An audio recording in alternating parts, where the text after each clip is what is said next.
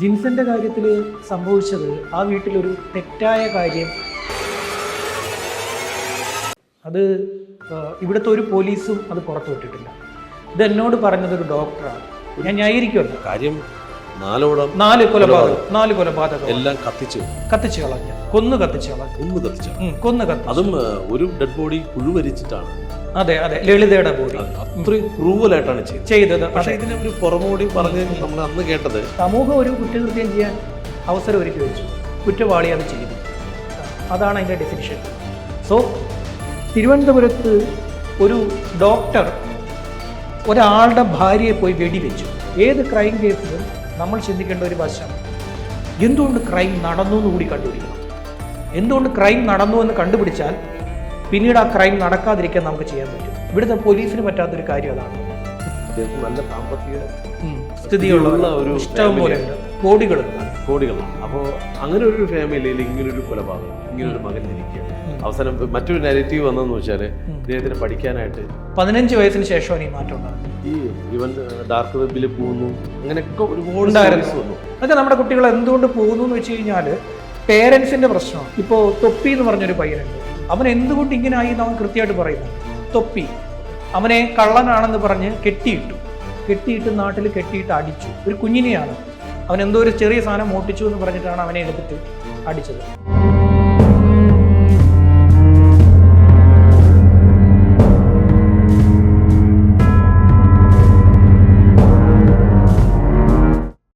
ജിൻസന്റെ കാര്യത്തിൽ സംഭവിച്ചത് ആ വീട്ടിലൊരു തെറ്റായ കാര്യം നടക്കുന്നുണ്ടായിരുന്നു. അവിടെ ഒരു തെറ്റായ കാര്യം നടക്കുന്നുണ്ടായിരുന്നു. അത് ഇവിടുത്തെ ഒരു പോലീസും അത് പുറത്തു വിട്ടിട്ടില്ല. ഇത് എന്നോട് പറഞ്ഞതൊരു ഡോക്ടറാണ്. അതായത് ജിൻസനെ ചികിത്സിച്ച ഡോക്ടറാണ് എന്നോട് പറഞ്ഞത്. ആ വീട്ടിലൊരു തെറ്റായ കാര്യം കണ്ടിന്യൂസ് ആയിട്ട് നടക്കുന്നുണ്ടായിരുന്നു. അതൊരു മകന് അക്സെപ്റ്റ് ചെയ്യാൻ പറ്റില്ല. ഒരിക്കലും പറ്റില്ല. ഞാൻ ജിൻസനെ, ഇത് കേൾക്കുന്ന ആൾക്കാർ വിചാരിക്കും കേഡൽ ജിൻസൻ രാജയെ ഞാൻ ന്യായീകരിക്കുകയാണെന്ന്. ഞാൻ ന്യായീകരിക്കുമല്ല. കാര്യം 4 കൊലപാതകം എല്ലാം കത്തിച്ചു കളഞ്ഞു, കൊന്നു കത്തിച്ചു. അതും ഒരു ഡെഡ് ബോഡി പുഴുവരിച്ചിട്ടാണ്. അതെ, ലളിതയുടെ ബോഡി അത്രയും ക്രൂവലായിട്ടാണ് ചെയ്തത്. പക്ഷേ ഇതിന് ഒരു പുറമോടി പറഞ്ഞ് നമ്മൾ അന്ന് കേട്ടത്, ഇദ്ദേഹം ആസ്ട്രൽ പ്രൊജക്ഷൻ എന്നൊക്കെയാണ് പറഞ്ഞിരിക്കുന്നത്. അത് എനിക്ക് ജിൻസനെ പറ്റി ഞാൻ ഇപ്പോൾ അവൻ ജയിലിൽ കിടക്കുകയാണ്. ജൂൺ 22-ാം തീയതി അവൻ്റെ ട്രയൽ സ്റ്റാർട്ട് ചെയ്തിട്ടുണ്ട്. അതിന് മുമ്പ് വരെ അവനെ ട്രയലിൽ പങ്കെടുപ്പിക്കാൻ പറ്റില്ല. അവന് പറ്റില്ല. അതായത് ട്രയൽ എന്ന് പറഞ്ഞാൽ വിചാരണയ്ക്ക് അവന് മാനസികമായി തയ്യാറായിട്ടില്ല എന്നായിരുന്നു ഡോക്ടേഴ്സിൻ്റെ റിപ്പോർട്ട്. കഴിഞ്ഞ ജൂണിൽ ഡോക്ടേഴ്സ് റിപ്പോർട്ട് കൊടുത്തു, പുള്ളി ഓക്കെയാണ് എന്ന് പറഞ്ഞു കൊടുത്തു. ഒരു തവണയെ അവൻ പ്രശ്നം ഉണ്ടാക്കിയിട്ടുള്ളൂ ജയിലിൽ. ഒരേ ഒരു തവണ സെല്ലിൽ കിടന്ന ഒരാളെ ആക്രമിച്ചു, തൊട്ടപ്പുറത്ത് കിടന്ന്. പിന്നീട് പുള്ളിയെ അതെന്തിനു വേണ്ടിയായിരുന്നു അറിയില്ല. അവരെന്തിനത് ചെയ്തു എന്ന് ചിലപ്പോ ഈ കേസിന് എളുപ്പത്തിന് വേണ്ടി, ഇദ്ദേഹത്തിന് മാനസികമായി അവനെ തെളിയിക്കാൻ വേണ്ടിയിട്ടാണോ? അല്ല,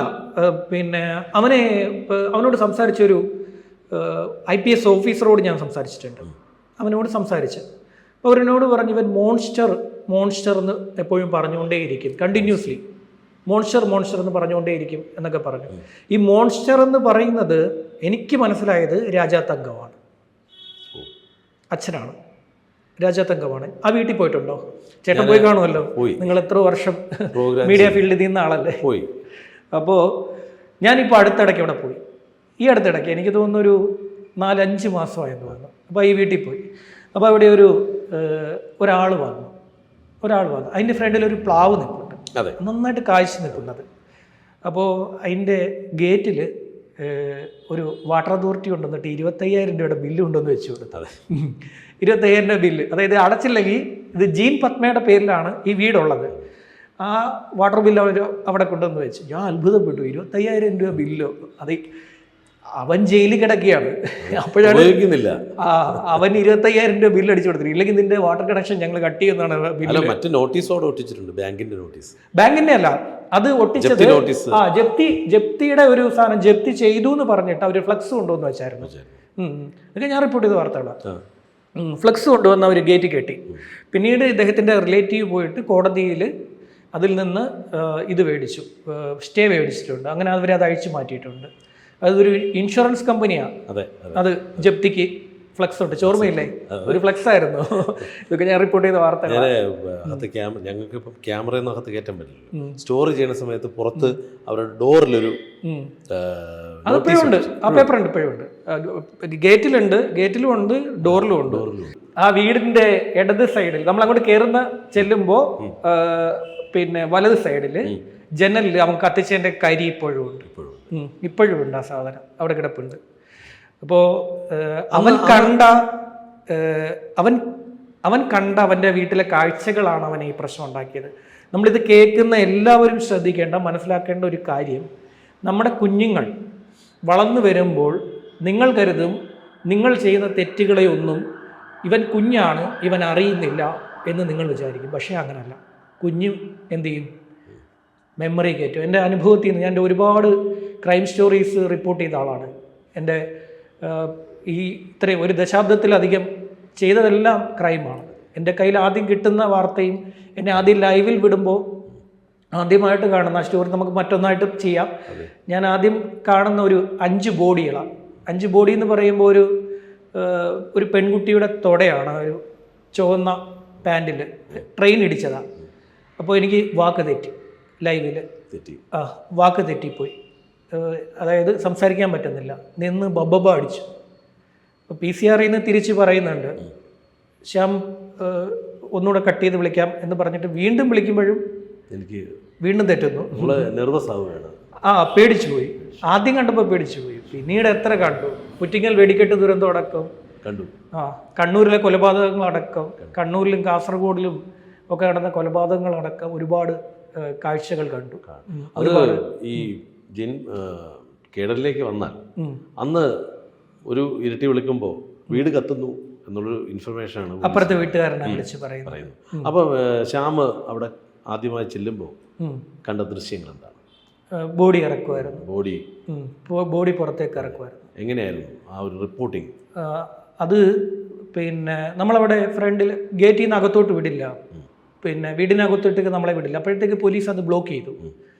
നമ്മളിത് അറിയുമ്പോഴത്തേക്ക് പോലീസ് അത് അതിനോടൊക്കെ തന്നെ ബ്ലോക്ക് ചെയ്തു. നമ്മളല്ലല്ലോ ആദ്യം അറിയുന്നത്, പോലീസല്ലേ അറിയുന്നത്. പോലീസിൽ നിന്ന് നമുക്ക് വരുന്ന ഇൻഫർമേഷനാണ്. പിന്നെ ഞാൻ ഒരു ക്രൈം റിപ്പോർട്ടർ ആയതുകൊണ്ട് പുറത്തുനിന്ന് കിടക്കുന്നത് കൊണ്ട് പുറത്ത് ഞാൻ അന്നേരം വേറെ ജില്ലയല്ല ജോലി ചെയ്യുന്നത്. അപ്പോൾ എന്നെ ഇങ്ങനെ ക്രൈം നടക്കുമ്പം മാറ്റും, കൊണ്ടുവരും. ഇല്ല, പോലീസ് പട്ടിയെ പോലെ നമ്മൾ അടുത്ത ജില്ലയിൽ നിന്ന് ഇപ്പുറത്തെ ജില്ലയിൽ വന്നിട്ട് അതൊന്ന് അന്വേഷിച്ചിട്ട് കൃത്യമായി കൊടുക്കുക. അതാണ് ആ മാനേജ്മെന്റോ അല്ലെങ്കിൽ ആ ചീഫ് എഡിറ്റർക്ക് വിശ്വാസം. പോലീസ് പട്ടിയെ പോലെ വിളിച്ചു വരുത്തും. അപ്പോൾ അത് ആ സാധനം വിളിച്ചു വരുത്തും. അപ്പോൾ വരുമ്പോൾ ബോഡി അവിടുന്ന് ഇറക്കിയാണ്. എനിക്കൊന്ന് ലളിതയുടെയാണ് അതിനകത്ത് ഏറ്റവും ആദ്യം കത്തിച്ചു. ഓർമ്മ വർഷത്രയായില്ലേ. ആദ്യം ഇയാള് ഒരു എഞ്ചിനീയർ ആയിരുന്നു ഈ കേഡൽ. അവൻ വീട്ടിൽ നിന്ന് താഴെ ഇറങ്ങില്ലായിരുന്നു, എപ്പോഴും മുകളിലത്തെ നിലയിലായിരുന്നു. അവൻ താഴത്തെ നിലയിൽ പോവില്ല. കേഡൽ ഒരിക്കലും എനിക്ക് കേഡലിനെ പറ്റി ഞാൻ കുറേ വർഷങ്ങൾക്ക് ശേഷം ഒരു സിനിമ ഇറങ്ങി, അതിൻ്റെ പേര് ഞാൻ വിട്ടുപോയി. ആ സിനിമയിൽ ഈ കേഡലിനെ ഉദ്ദേശിച്ചൊരു ക്യാരക്ടറുണ്ട്. നമ്മുടെ ഒരു ഓർമ്മ കിട്ടുന്നില്ല. അല്ല, മലയാള സിനിമയാണ്. അഞ്ചാം പാതിര. അപ്പോൾ ആ സിനിമ വന്നപ്പോൾ ഞാൻ വീണ്ടും പോയിട്ട് ഈ സിനിമയിലെ ഈ ക്യാരക്ടർ ഇന്ന ആളാണ്, അയാളുടെ ഇന്നത്തെ അവസ്ഥ ഇതാണെന്ന് പറഞ്ഞൊരു വാർത്ത ചെയ്തു. അപ്പോഴാണ് ഈ ഡോക്ടർ എന്നെ വിളിച്ചത്.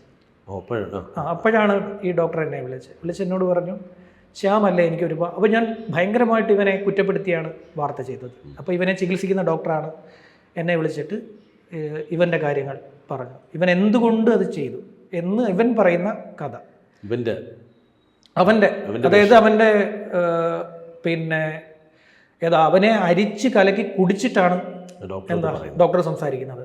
അവൻ ഒരു ഇരിക്കുന്ന പോലീസുകാരനാണെങ്കിൽ ഈ പിന്നെ ക്രൈം മാത്രമേ അവർക്ക് ക്രൈം മാത്രം മതി. പക്ഷേ ഒരു ഡോക്ടർ ഇരിക്കുമ്പോൾ, ഒരു സൈക്കോളജിസ്റ്റ് ഇരിക്കുമ്പോൾ ഉള്ള പ്രത്യേകത എന്ന് വെച്ച് കഴിഞ്ഞാൽ ആ ക്രൈം എന്തുകൊണ്ട് നടന്നു.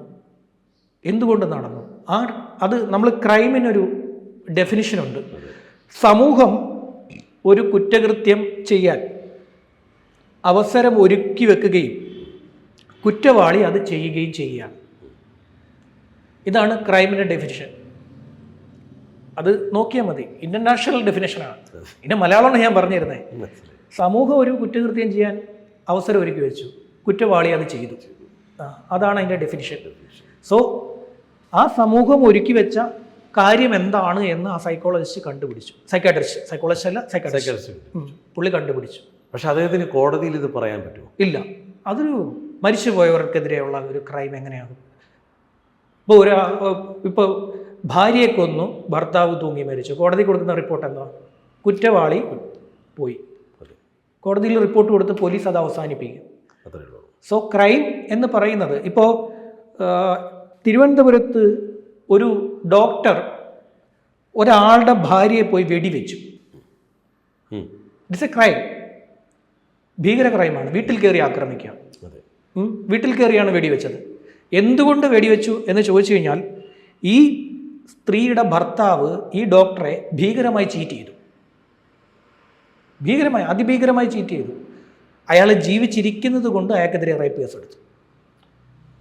ഈ ഡോക്ടറുടെ പരാതിയിൽ അയാൾക്കെതിരെ റേപ്പ് കേസ് എടുത്തു. ഈ അന്ന് ഇദ്ദേഹത്തിന്റെ ഈ മാനസിക നിലയെ സംബന്ധിച്ച് കോടതിയിൽ ഒരുപാട് വാഗ്വാദങ്ങൾ നടന്നു. ഇദ്ദേഹത്തിന് മാനസിക രോഗിയാണ്. അപ്പോൾ ആ സമയത്താണ് പറഞ്ഞത്, ആ ജയിലിൽ ഇദ്ദേഹം പുള്ളി അക്രമാസക്തനായി. എന്തുകൊണ്ട് താളം തെറ്റിയെന്ന് അന്വേഷിക്കണ്ടേ? എന്തുകൊണ്ട് ഒരാളുടെ മാനസിക നില താളം തെറ്റി? ഞാൻ പറയുന്നത് ഇയാളെ ഒരിക്കലും ഞാൻ ന്യായീകരിക്കില്ല. 4 കൊലപാതകം, 4 ഭീകര കൊലപാതകം, അതിഭീകര കൊലപാതകം. ലളിത, സ്വന്തം അമ്മ കരോളിൻ, സഹോദരി കരോളിൻ, പിന്നെ രാജാതങ്കം, ഇത്രയും പേരെയും ആള് കൊന്ന് കത്തിച്ചു കളഞ്ഞിട്ട് പുള്ളി ആലോചിക്കുന്നത് ഇത് വേർപെടുക്കുക എന്നുള്ളതാണെന്നാണ് പോലീസിൻ്റെ ഒരിത്. പക്ഷെ അയാളുടെ താളം തെറ്റിച്ചത് എന്താണ്? അതാണ് ഒരു ഡോക്ടർ കണ്ടുപിടിച്ചത്. ഒരാളുടെ മാനസിക നില തെറ്റാനുള്ള കാരണം എന്താണ്? അതൊരു ചോദ്യമാണ്. സോ ആ വശം കൂടി നമ്മളൊരു ക്രൈം കേസ് എടുക്കുമ്പോൾ അതിൻ്റെ എല്ലാ വശവും എടുക്കണം.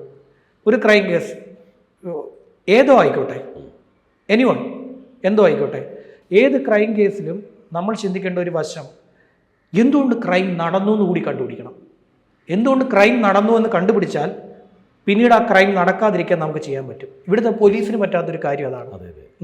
ക്രൈം എന്തുകൊണ്ട് നടന്നു അത് കണ്ടുപിടിക്കുക. അത് കണ്ടുപിടിച്ച് അതിനെ സ്റ്റോപ്പ് ചെയ്യാൻ ശ്രമിക്കുക. നമ്മൾ എന്തിനാണെങ്കിലും വേരിൽ കൊണ്ടുപോയി എന്താ ആ ഒരു സാധനം നമ്മൾ വേരോട് അറക്കണം സാധനത്തിനെ. മുളയിലേ നുള്ളണം.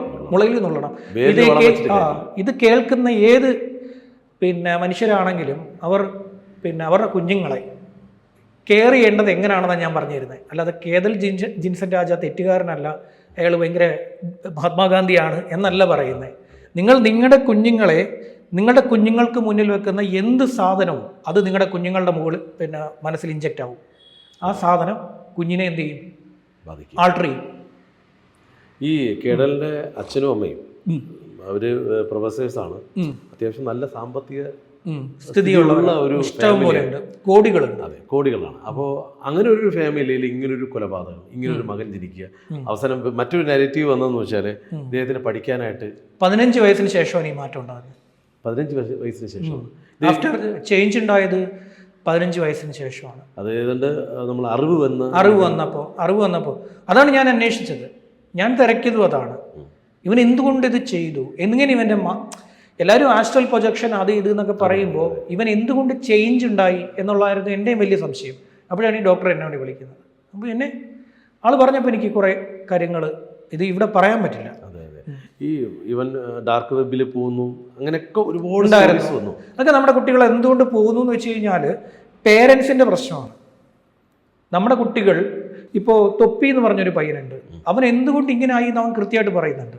തൊപ്പി അവനെ കള്ളനാണെന്ന് പറഞ്ഞ് കെട്ടിയിട്ട് നാട്ടിൽ കെട്ടിയിട്ട് അടിച്ചു. ഒരു കുഞ്ഞിനെയാണ്, അവൻ എന്തോ ഒരു ചെറിയ സാധനം മോട്ടിച്ചു എന്ന് പറഞ്ഞിട്ടാണ് അവനെ എടുത്തിട്ട് അടിച്ചത്. സോ നിങ്ങൾ ഈ സദാചാര ബോധവും അല്ലെങ്കിൽ എന്തെങ്കിലും കാര്യം കൊണ്ട് ചെയ്യുന്ന ഒരു ക്രൈം, ഒരു ക്രിമിനലിനെ സമൂഹത്തിന് സംഭാവന ചെയ്യുക നിങ്ങൾ. സോ അത് ചെയ്യാതിരിക്കുക. അത് മാത്രമേ നമുക്ക് ചെയ്യാൻ പറ്റുള്ളൂ. ജിൻസന്റെ കാര്യത്തിൽ ചെയ്യാൻ പറ്റുള്ളൂ. ഞാൻ ഇപ്പോഴും പറയുന്നു, ഞാൻ ജിൻസനെ ന്യായീകരിച്ചതല്ല, മാതാപിതാക്കൾക്ക് പറഞ്ഞു കൊടുക്കുകയാണ്. നിങ്ങളൊരു അച്ഛനോ നിങ്ങളൊരു അമ്മയോ ആയിരിക്കാം, കുഞ്ഞ് മനസ്സിലാക്കുന്നില്ല എന്ന് കരുതി ഓരോന്ന് കാട്ടിക്കൂട്ടരുത്. കുഞ്ഞത് മനസ്സിലാക്കും. അവൻ കുറച്ചുകൂടെ കഴിയുമ്പോഴത്തേക്ക് ഒരു ട്രെയിൻ പാളം തെറ്റിയാൽ പിന്നെ അതിൻ്റെ അവസ്ഥ എന്താണെന്നറിയില്ലേ? നല്ല രീതിയിൽ ഓടിക്കൊണ്ടിരിക്കുന്ന ഒരു ട്രെയിൻ, നല്ല സ്പീഡിൽ ഓടിക്കൊണ്ടിരിക്കുന്ന ഏതെങ്കിലും ഒരു ട്രെയിൻ, അത് പാളം തെറ്റിക്കഴിഞ്ഞാൽ എന്തൊക്കെ സംഭവിക്കും? അതുപോലെ മനസ്സ് പാളം തെറ്റിക്കഴിഞ്ഞാൽ അതിൻ്റെ ഇരട്ടിയായിരിക്കും, ഭീകരമായിരിക്കും, അതിഭീകരമായിരിക്കും. ഭീകരതയാണെന്ന് നമ്മൾ കണ്ടത്. ഏപ്രിൽ 9 കണ്ടത്. തീർച്ചയായിട്ടും ഇത്തരം സംഭവങ്ങൾ കേരളത്തിൽ നടക്കാതിരിക്കട്ടെ. അമ്മമാരും അച്ഛന്മാരും മനസ്സിലാക്കട്ടെ. ഓക്കെ.